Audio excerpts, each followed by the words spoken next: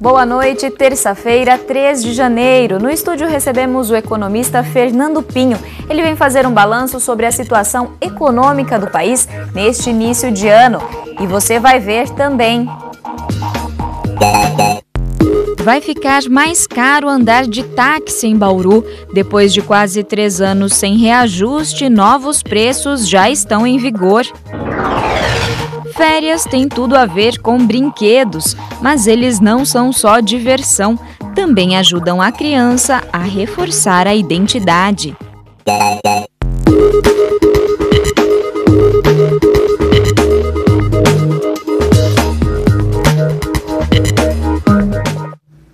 Quem costuma pegar táxi em Bauru vai ter que preparar o bolso. Além de reajuste nos valores cobrados, o decreto municipal, publicado no fim de dezembro, autoriza a criação de uma nova taxa.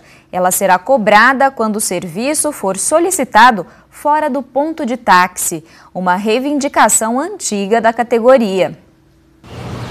Marco Antônio é taxista há 13 anos. O ponto de táxi na rodoviária é a fonte de renda para sustentar a família. Sem reajuste há quase 3 anos, estava difícil manter o táxi.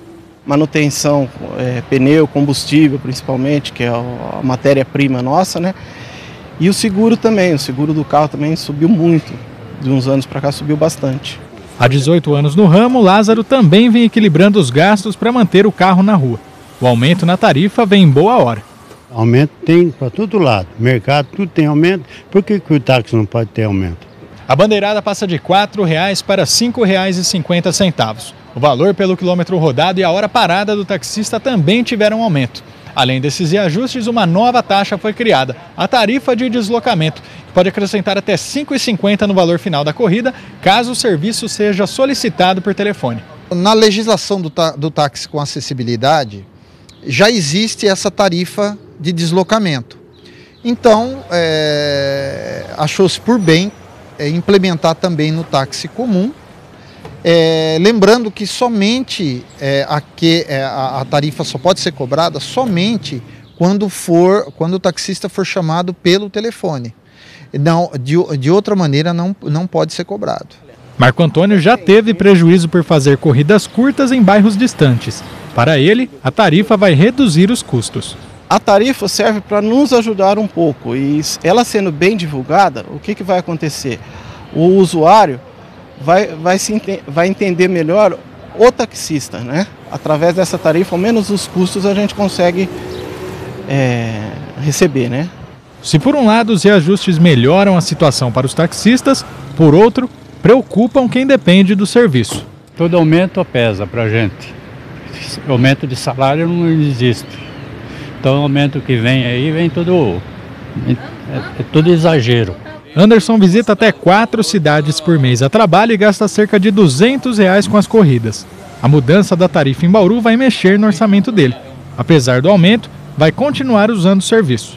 Tem regiões que são bem mais longe, então não compensa a gente viajar de carro, principalmente por causa de combustível, que também já teve aumento, pedágio, aquela coisa toda. Então o táxi, querendo ou não, por mais que seja mais caro, ainda é o meio mais viável. A Endurb é a responsável pela análise do pedido de reajuste e concordou com a necessidade de corrigir os valores cobrados pelos taxistas. Nossos técnicos, o que eles analisaram? Eles analisaram os insumos, o aumento dos insumos, por exemplo, o álcool, gasolina, e analisaram também o período que não foi pedido aumento. O último aumento era de 2014. Verificado que o pedido deles ficou dentro do índice de correção, e depois de algumas reuniões, entramos no consenso dos valores hoje apresentados. O decreto que autoriza o aumento das tarifas está em vigor desde 22 de dezembro, mas os passageiros devem sentir as mudanças apenas nas próximas semanas. As novas tarifas só serão efetivamente cobradas a partir do momento que o taxista aferir junto ao Inmetro, ao IPEM e Inmetro ao seu taxímetro. Enquanto isso não ocorrer, ele deve cobrar a tarifa anterior. Para comunicar os usuários sobre as mudanças, sindicato e Endurb estudam criar um informativo para ser afixado nos veículos. Caso o usuário se sinta lesado ou desconfie de uma prática abusiva, pode acionar a Endurb. A primeira coisa que a gente aconselha ao usuário é sempre pedir o recibo da viagem. porque através desse recibo ele pode procurar a Endurbe e a Endurbe vai analisar o valor pago, a distância percorrida e se, por exemplo, ficou constatado que ele está cobrando tarifa acima do estabelecido, o taxista pode até perder a autorização.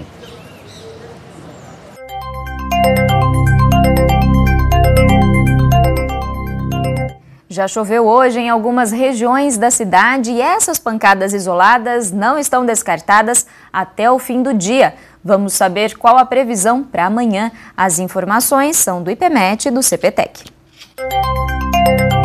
Uma massa de ar quente e úmido sobre o estado de São Paulo deixa o tempo com características típicas de verão. Tardes quentes e chuvas isoladas de curta duração a qualquer hora do dia. Em Bauru, as condições de instabilidade se mantêm entre hoje e amanhã. Com a chuva que caiu durante a tarde, a umidade do ar está em 78%. São registrados ventos fracos de 3 km por hora. Hoje a temperatura mínima registrada foi 21 graus, já a máxima chegou aos 32. Para amanhã, os termômetros variam entre 22 e 33 graus. No próximo bloco, a gente conversa com o economista Fernando Pinho. Ele traz as projeções para 2017 e também dicas de como organizar as finanças. Então fique ligado que o nosso intervalo é bem rápido. Estamos de volta para falar de economia. Ano começando, o Brasil vem enfrentando uma grave crise e o que mais as pessoas querem saber é quando e como essa situação vai mudar. Será que 2017 vai ser um ano melhor que 2016? Para tentar entender esse cenário, nosso convidado de hoje é o economista Fernando Pinho. Boa noite, Fernando. Muito obrigada por mais uma vez estar aqui com a gente. Pela oportunidade, muito obrigado. Boa noite a todos. Fernando, o ano está começando, são muitas as expectativas, né, em relação à economia. O governo Temer vem anunciando algumas medidas, colocando outras em votação. Então vamos começar falando da já aprovada PEC que limita e até congela, né, alguns gastos públicos por até 20 anos. Sim. Qual que é a sua avaliação sobre essa medida? Bom, a meu ver, eu vejo com bons olhos, é óbvio, essa medida, só que ela chega com no mínimo 20 anos de atraso. Quer dizer, tudo aquilo que está se fazendo hoje em termos de se tentar consertar as finanças públicas é louvável, só que é resultado de um processo tremendo de espera da sociedade por decisões governamentais, no sentido de que isso já pudesse ter sido feito. Então, essa tentativa hoje de se ordenar as finanças públicas, ela já vem, infelizmente, com muito atraso, né? E, justamente por isso, elas têm que ser feitas de maneira rápida, porque o país não suporta mais um ano ou dois de recessão, como nós estamos passando. Então, quanto mais tempo se demorar para se resolver esse problema, pior será no longo prazo. Agora, sem dúvida alguma, que ele é um processo que está muito atrasado, porque a confusão nas finanças públicas já vem dos anos 80, não é? Fernando, nesse sentido, né, quando você avalia que os efeitos da PEC vão ser sentidos, então? Bom, tudo isso que se colocou até hoje é nada mais, nada menos do que uma bela carta de intenções. Nós não temos nada palpável na economia hoje em termos de acontecimentos que nos indique que essas decisões vão começar a melhorar a vida da população no espaço menor que 2 ou 3 anos, porque para se consertar um estrago dessa magnitude que foi feita, principalmente no segundo mandato de Lula, no primeiro mandato de Dilma e no resto do segundo mandato, realmente são problemas de caráter tremendamente prejudicial e nós não vamos ver uma melhora antes do final deste ano e o início do ano que vem. Então, qualquer coisa que se faça hoje não vai ter efeito imediato na vida das pessoas e das empresas, não é? No fim do ano, o presidente Temer ele anunciou algumas medidas para tentar impulsionar a economia e uma delas atinge diretamente o trabalhador, que é a autorização para o saque do Fundo de Garantia daquelas contas que estão inativas. Na sua avaliação, que benefícios pode trazer, né, essa injeção desse dinheiro na economia brasileira? Bom, apesar de ser um montante bastante significativo para a população de baixa renda, que normalmente depende desses recursos, pode ser que tenha um significado especial para cada cidadão que vai receber esse dinheiro. Só que no agregado geral da economia, são valores absolutamente insignificantes. Então eu não vejo isso como tábua de salvação em relação das nossas necessidades. Pode ajudar as pessoas a pagarem algumas contas, mas isso não vai resolver absolutamente nada em relação ao problema macro que nós temos, não é? Para o trabalhador, a vantagem seria quitar dívidas, então? Quitar dívidas, até porque o Fundo de Garantia também tem uma taxa de juros de remuneração desse capital baixíssima, que muitas vezes não cobre nem a inflação, né? Então, para o trabalhador vai ser muito bom. Então, quem puder sacar é melhor do que deixar o dinheiro aplicado a uma taxa de juros que não cobre nem metade da inflação, né? É mais vantajoso sacar e deixar na poupança, por exemplo? Sim, muito mais, porque o Fundo de Garantia normalmente remunera a uma taxa de 3% ao ano, com uma inflação altíssima como nós temos ainda, quer dizer, mesmo ele colocando na caderneta de poupança, ele ainda vai ter aí um rendimento que pode empatar aí com a inflação. Não é nada significativo, mas é melhor do que deixar o dinheiro aplicado a uma taxa de juros muito baixa, né? Uma outra mudança que o governo Temer vem fazendo é em relação à aposentadoria, né? Você concorda com essa proposta de idade mínima que foi apresentada? Olha, eu vim recentemente agora de uma viagem à Europa. A Europa está passando pelo mesmo problema que o Brasil, né? Outros países desenvolvidos que não são europeus também estão passando, porque a população está envelhecendo com uma velocidade astronômica, certo? Os sistemas de previdência, quando foram concebidos há 70, 80 anos atrás, não previam que se pudesse viver tanto. Infelizmente, quer dizer, a longevidade também tem um lado negativo, né? Quer dizer, a pessoa vive mais, mas como é que ela vai se financiar por esse tempo adicional que a vida vai lhe dar, né? Então, também já é um assunto antigo, e ele tem sido postergado, a solução até por causa de decisões populistas de governo, né? Nenhum governante nos últimos 30 ou 40 anos quis atacar isso de maneira séria e objetiva, com honestidade, e o resultado é que agora nós precisamos fazer uma mudança drástica a toque de caixa, porque a Previdência não vai suportar. Vídeo que está acontecendo com os aposentados no estado do Rio de Janeiro, Rio Grande do Sul e ultimamente agora Minas Gerais. Então, não é uma questão de escolha, nós não temos escolha, nós precisamos fazer isso o mais rapidamente possível para que outras gerações que virão possam ter alguma coisa para receber. Porque esses 3 estados são uma pequena amostra do que pode se transformar o Brasil daqui a uns 5 ou 6 anos, se essas decisões agora não forem levadas a cabo, né? Diante dessas mudanças previstas, né, muita gente tem ficado em dúvida em relação à aposentadoria privada. Sim. E são muitos os planos que são oferecidos, né?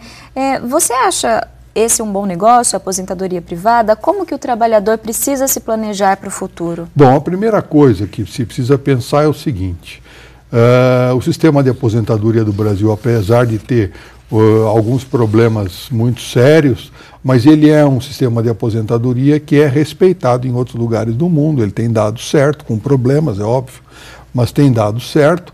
Agora, isso não tira a responsabilidade de cada pessoa, de cada um de nós, de cuidar das rendas extra-aposentadoria. E a previdência privada ou complementar, no Brasil, já se tornou um produto maduro e muito acessível. Hoje nós temos uma quantidade, nós temos milhares de tipos de produtos diferentes em termos de previdência complementar. O sistema é muito sólido, né? Agora o que precisa é contratar um especialista para ajudar a pessoa a decidir qual é o melhor tipo de aposentadoria complementar que aquela pessoa tem ou vai ter em função da renda, do perfil de vida que ela tem, porque cada pessoa tem um tipo de vida diferente e almeja lá na frente também ter uma vida diferente. As pessoas não são iguais. Então, para cada pessoa deve ser procurado um produto de previdência complementar adequado. E há muitas pessoas que podem, há advogados previdenciários, há bons contabilistas, há bons gerentes de banco que podem orientar, ou também consultores financeiros, especialistas nisso. Não são muito comuns, mas há muitas pessoas que conhecem bem o assunto. Tá certo, Fernando. Muito obrigada pelas suas reflexões. Eu te agradeço pela oportunidade. Uma boa noite a todos. A gente vai agora para um rápido intervalo e na volta vamos rever uma reportagem sobre a importância dos brinquedos inclusivos. Eles retratam a diversidade de forma lúdica e ensinam. É já, não saia daí. O Hospital do Centrinho abriu hoje o processo seletivo para o programa de pós-graduação em Ciências da Reabilitação. São 12 vagas para mestrado e 12 para doutorado. As inscrições serão recebidas até 20 de janeiro na Secretaria de Pós-Graduação do Centrinho, das 9 às 11 da manhã e das 2h30 às 5 da tarde. A taxa é de R$ 150. O edital completo e a ficha de inscrição estão disponíveis no site do Centrinho. Outras informações pelo telefone 3235-8434. Agora a gente muda de assunto para falar da criançada em casa nas férias. Haja criatividade para as brincadeiras, né? Mas você já parou para pensar que um brinquedo pode representar muito mais que diversão? Estamos falando dos brinquedos inclusivos que retratam a diversidade da vida real. Reveja nesta reportagem que eles podem mudar a forma com que os pequenos encaram o mundo. Os brinquedos mudaram bastante ao longo dos últimos anos e não foi só por causa da tecnologia. Algumas empresas começaram a pensar no processo de construção da identidade das crianças que brincam com eles. Bonecos negros e jogos que trabalham deficiências são muito mais do que diversão para os pequenos. O brinquedo, para a criança, ele não é um brinquedo, mas ele é uma ponte para que ela se insira na sociedade, na família, na escola onde ela se encontra. E o brinquedo ele tem um papel forte, por exemplo, a identidade étnica. As crianças asiáticas, as crianças afrodescendentes. Por outro lado, as crianças que têm algum tipo de especificidade, por exemplo, as crianças cadeirantes, as crianças que têm baixa visão ou visão residual. Esses brinquedos, eles podem muito bem ser objetos de inserção dessas diferenças nas crianças que têm essas especificidades ou não. Apesar de ainda ocuparem um espaço menor nas lojas, já é possível ter acesso a opções que aproximam a criança da realidade em que ela vive. Há alguns anos era difícil encontrar um brinquedo como esse aqui, que representa uma criança com deficiência. Mas hoje o mercado de brinquedos inclusivos já é forte. Mas será que os pais estão preocupados em levar esse tipo de brinquedo para casa?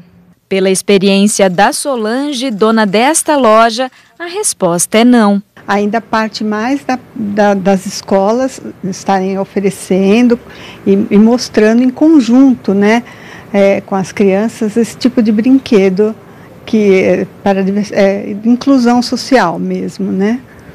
Os pais individualmente, quando vêm à loja, não costumam levar esse tipo específico de brinquedo. Não, esse de inclusão, não. São mais os criativos e educativos, sim. Mas Maria do Carmo insiste que esse é um comportamento que precisa mudar. Quanto menor é a minha criança, mais ela é dependente do adulto oferecer um objeto. E o brinquedo, nós temos que lembrar que ele é um objeto de apoio, de desafio. E a criança, ela é um mini cientista. Ela quer desmontar, ela quer viver, ela quer ver como funciona. E o papel do adulto é muito importante nesse momento de escolha do objeto, olhando a questão da segurança, olhando a questão do diferente. A Camila, por exemplo, não teve oportunidade de brincar com uma boneca negra na infância e mudou essa relação com a filha Chloe. Com só 2 aninhos, a garota já tem vários brinquedos que reforçam a identidade negra. Eu decidi por necessidade mesmo dela, de convívio com as outras crianças. Na escola dela já tem aquele diferencial dela ser a única negra. E aí chegar aquele conceito de... por que todas têm bonequinhas parecidas comigo e eu não? Um pensamento dela. E dela achar bonito, dela se caracterizar na sociedade, incluindo o mundo infantil que ela vive. Como a Chloe já se identifica com as bonecas negras, elas acabam sendo as preferidas da pequena nas lojas de brinquedo. Uma atitude que a Camila pretende reforçar ao longo de toda a infância da filha. Eu tenho certeza que a tendência é sempre ela sentir a vontade de querer ter bonecas negras para se sentir na realidade dela, que é o mundo que a gente vive, que depois de crescer, do mundo infantil, né, ela vai ter que encarar a realidade. Mas o que fazer se a criança insistir em ter apenas os brinquedos da moda? Saber dosar acaba sendo sempre o melhor caminho. É importante a gente saber que os nãos têm que ser ouvidos desde a primeira infância. Quanto menor essa criança souber por que ela não pode, ou por que ela pode ter um objeto, por que ela pode fazer uma ação, ou por que ela não pode, isso é melhor para a criação dela, para a inserção dela no mundo. Por hoje é só, a gente volta a se encontrar amanhã às 6h30 da noite ao vivo. Tchau!